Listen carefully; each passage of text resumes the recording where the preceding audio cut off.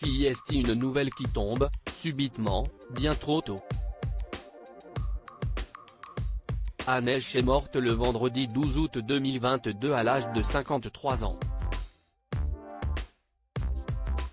Son décès a été rapporté par son amie Nancy Davis au site Showbiz 411 et partagé par le Mail Online. Les médecins l'ont débranché de l'assistance respiratoire qui la maintenait en vie le temps de voir ce qu'il était possible de faire avec ses organes. Depuis plusieurs jours, le monde entier se faisait un sang d'encre pour la comédienne américaine. L'héroïne des films Donnie Brasco ou John Q a effectivement été victime d'un grave accident de la route, le vendredi 5 août, survenu sur la route de Los Angeles, dans le quartier de Mar Vista. Son véhicule, une Mini Cooper de couleur bleue s'est d'abord écrasé contre le garage d'un complexe d'appartements avant de finir carbonisé, un peu plus loin, dans une villa.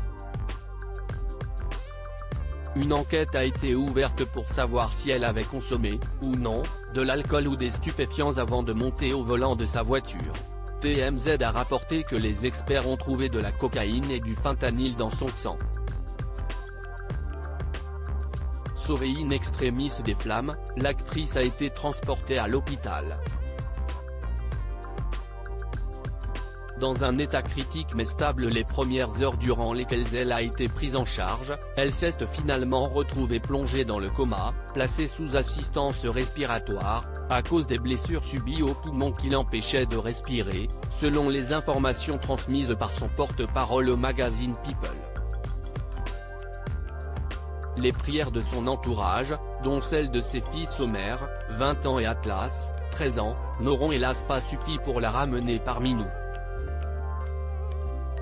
Juste avant de monter à bord de sa Mini Cooper, Anne Heche avait partagé une vidéo, via son podcast, sur laquelle on la voyait consommer du vin et de la vodka pour digérer la mauvaise journée qu'elle venait de passer.